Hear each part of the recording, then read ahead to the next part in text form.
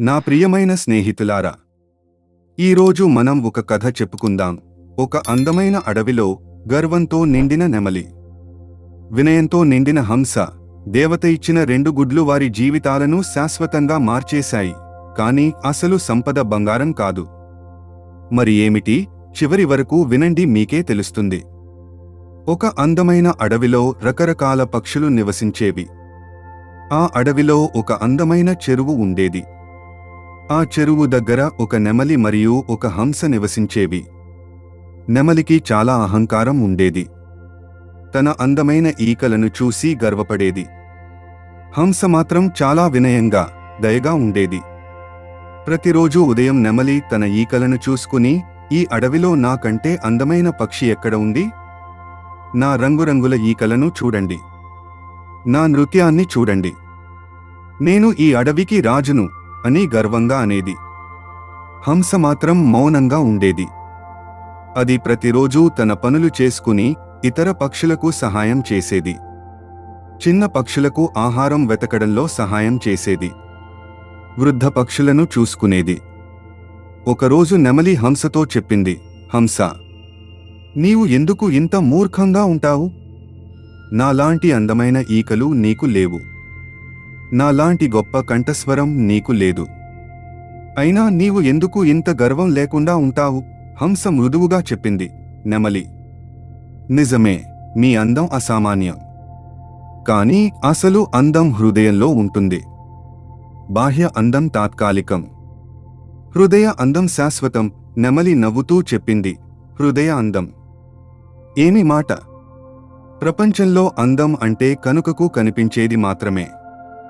మనుషులు, ఇతర జంతువులు అందరూ బాహ్య అందాన్ని మాత్రమే చూస్తారు. ఆ రోజు రాత్రి 2 పక్షులు నిద్రలేకుండా ఉండగా అకస్మాత్తుగా ఒక దివ్య జ్యోతి కనిపించింది. ఆ జ్యోతిలో ఒక దేవత కనిపించింది. ఆ దేవత చాలా అందంగా ఉండేది. వెలుగుల వస్త్రాలు ధరించి ఉంది. దేవత చెప్పింది, నేను ఈ అడవిని రక్షించే దేవతను. నేను మీ రెండింటి మాటలు విన్నాను. అందం గురించి మీ అభిప్రాయాలు విన్నాను. మీకు ఒక పరీక్ష ఇవ్వాలని అనిపించింది. దేవత తన చేతిలోంచి 2 గుడ్లను తీసింది. ఒకటి బంగారు రంగులో మెరుస్తూ ఉండేది. మరొకటి సాధారణ తెల్లని గుడ్డు లాగా ఉండేది. ఈ 2 గుడ్లలో ఒకటి మీలో ఎవరికైనా ఇవ్వాలని అనుకుంటున్నాను. కానీ ఈ గుడ్లలో ఏది తీసుకుంటారు అనేది మీ ఎంపిక. బంగారు గుడ్డు తీసుకునే వారికి అపరిమిత సంపద లభిస్తుంది. తెల్లని గుడ్డు తీసుకునే వారికి అపరిమిత జ్ఞానం మరియు శాంతి లభిస్తుంది. నెమలి వెంటనే ముందుకు వచ్చింది. దేవత, నాకు బంగారు గుడ్డు ఇవ్వండి. నేను ఇప్పటికే అందంగా ఉన్నాను. ఇంకా సంపద కూడా ఉంటే నేను ఈ ప్రపంచంలో అత్యంత గొప్ప పక్షిని అవుతాను. హంస మాత్రం కొంచెం ఆలోచించింది. తర్వాత చెప్పింది, దేవత, నాకు ఏది దొరికినా సంతోషం. కానీ జ్ఞానం మరియు శాంతి ఉంటే నేను ఇతరులకి మంచి చేయగలను. కనుక నాకు తెల్లని గుడ్డు ఇవ్వండి. దేవత మృదువుగా నవ్వుతూ చెప్పింది, మీరిద్దరూ మీ ఎంపికలు చేసుకున్నారు. ఈ గుడ్లను మీరు జాగ్రత్తగా చూసుకోండి. 1 నెల తర్వాత ఈ గుడ్లలోంచి ఏం వస్తుందో మీకు అర్థమవుతుంది అంటూ దేవత మాయమైపోయింది. నెమలి తన బంగారు గుడ్డును చాలా జాగ్రత్తగా చూసుకుంది. దానిని ఒక్క క్షణం కూడా వదిలిపెట్టేది కాదు. ప్రతిరోజూ దానిని పోషించేది, దానితో మాట్లాడేది. నా ప్రియమైన బంగారు గుడ్డు, నువ్వు నాకు ఎంత సంపదనిస్తావో చూద్దాం అని చెప్పేది. హంస కూడా తన తెల్లని గుడ్డును చాలా ప్రేమగా చూసుకుంది. కానీ అది దానిని అంత ఆసక్తిగా కాపలా కాలేదు. కానీ దానిని ప్రేమగా చూసుకుంటూ, ఓ దేవత, ఈ గుడ్డులోంచి ఏం వచ్చినా అది అందరికీ మంచిది కావాలి అని ప్రార్థన చేసేది. రోజులు గడుస్తున్నాయి. నెమలి రోజురోజుకు మరింత అహంకారంతో ఉండేది.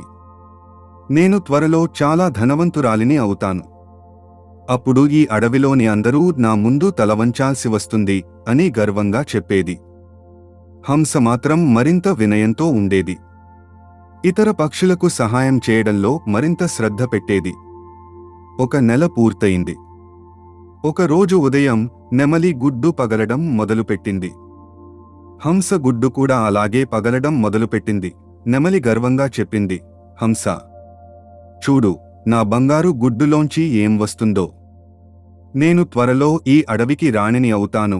రెంకు గుడ్లు కూడా ఒకే సమయంలో పగలడం మొదలుపెట్టాయి. నెమలి గుడ్డులోంచి ఒక చిన్న పక్షి పొదిగింది. అది కూడా నెమలిలాగే ఉండేది, కానీ చాలా విచిత్రంగా ఉండేది.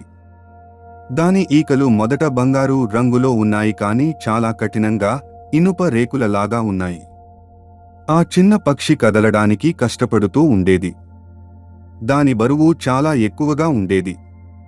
హంస గుడ్డులోంచి కూడా ఒక చిన్న పక్షి పొదిగింది. అది సాధారణ తెల్లని రంగులో ఉండేది, కానీ దాని కళ్లలో అపరిమిత జ్ఞానం మరియు శాంతి కనిపిస్తూ ఉండేది. ఆ చిన్న పక్షి చాలా అందంగా, తేలికగా ఎగరగలిగేది. కొన్ని రోజుల తర్వాత నెమలి గమనించింది, దాని బంగారు పిల్లవాడు చాలా కష్టపడుతూ ఉంది. దాని భారీ బంగారు ఈకల వల్ల అది సరిగ్గా ఎగరలేకపోతూ ఉండేది. ఆహారం వెతకడంలో చాలా కష్టపడేది. వేరే పక్షులు దానిని చూసి భయపడేవి, దాని దగ్గరకు రాలేకపోతూ ఉండేవి. హంస పిల్లవాడు మాత్రం చాలా సంతోషంగా ఉండేది. అది ఇతర పక్షులతో మంచి స్నేహం చేసేది. అది ఎక్కడికి వెళ్ళినా అందరూ దానిని ప్రేమించేవి. దాని మాటలు చాలా మధురంగా ఉండేవి, అందరికీ మంచి సలహా ఇచ్చేది. నెమలి క్రమంగా తన తప్పు అర్థమై అసంతృప్తిగా ఉండేది. నేను కోరుకున్న సంపద నా పిల్లవాడికి భారమైంది. అది సరిగ్గా జీవించలేకపోతుంది అని దుఃఖించేది. హంస మాత్రం చాలా సంతోషంగా ఉండేది. దాని పిల్లవాడు రోజురోజుకు మరింత జ్ఞానవంతుడుగా, దయ, వినయంతో మారుతూ ఉండేది. ఒకరోజు దేవత మరల కనిపించింది. ఆమె రెండు పక్షులను చూసి అడిగింది, మీ అనుభవం ఎలా ఉంది? నెమలి బాధతో చెప్పింది, దేవత, నేను చేసిన ఎంపిక తప్పు అని అర్థమైంది. బంగారు అంటే సంపద అని అనుకున్నాను, కానీ అది నా పిల్లవాడికి శాపంగా మారింది. దయచేసి దీనికి ఏదైనా పరిష్కారం చెప్పండి.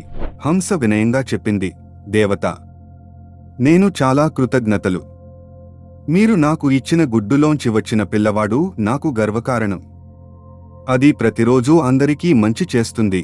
దేవత చిరునవ్వుతో చెప్పింది, నెమలి, నీవు ఇప్పుడు అర్థం చేసుకున్నావు. అసలు సంపద అంటే బంగారం, వెండి కాదు. అసలు సంపద అంటే మంచి హృదయం, దయ, వినయం, జ్ఞానం. ఇవే శాశ్వత సంపదలు. కాని దేవత, నా పిల్లవాడికి ఇప్పుడు ఏం చేయాలి అని నెమలి అడిగింది. దేవత చెప్పింది, నీ పిల్లవాడు తన బంగారు ఈకలను త్యజించి సాధారణ ఈకలను పొందాలంటే అది సాధ్యమే. కానీ దానికి ఒక షరతు ఉంది. నీ అహంకారాన్ని మొత్తం వదిలిపెట్టి హంసలాగా వినయంతో, దయతో ఉండాలి. ఇతరులకు సేవ చేయాలి. నెమలి వెంటనే అంగీకరించింది. దేవత, నేను నా అహంకారాన్ని వదిలిపెడతాను. నేను హంసలాగా వినయంతో ఉంటాను. ఇతరులకు సేవ చేస్తాను. దయచేసి నా పిల్లవాడిని కాపాడండి. దేవత నెమలి నిజాయితీని పరీక్షించాలని అనుకుంది. ఆమె చెప్పింది, సరే, కాని ఇది కేవలం మాటలు మాత్రమే. నీవు నిజంగా మారగలవా అని చూడాలి. 1 నెల పాటు నీవు హంసలాగా ప్రవర్తించు. అహంకారం చూపకు. ఇతరులకు సేవ చేయి. దయచూపు. 1 నెల తర్వాత నీ పిల్లవాడికి మార్పు వస్తుంది. ఆ రోజు నుంచి నెమలి పూర్తిగా మారిపోయింది. అది తన అందమైన ఈకలను చూసి గర్వపడటం మానేసింది. ప్రతిరోజూ ఉదయం లేచి ఇతర పక్షులకు సహాయం చేయడం మొదలుపెట్టింది. చిన్న పక్షులకు ఆహారం వెతకడంలో సహాయం చేసేది. వృద్ధ పక్షులను చూసుకునేది. దాని అందమైన కంఠంతో ఇతర పక్షులకు మంచి పాటలు పాడేది, వాటిని సంతోషపెట్టేది. హంస చాలా సంతోషించింది. నెమలి, నీవు చాలా మారిపోయావు. ఇప్పుడు నీవు అసలు అందంగా ఉన్నావు అని చెప్పింది. నెమలి చెప్పింది, హంస, నీవు చెప్పింది నిజమే. హృదయ అందం బాహ్య అందం కంటే గొప్పది. నేను ఇప్పుడు అర్థం చేసుకున్నాను. 1 నెల తర్వాత నెమలి పిల్లవాడిలో మార్పు మొదలైంది.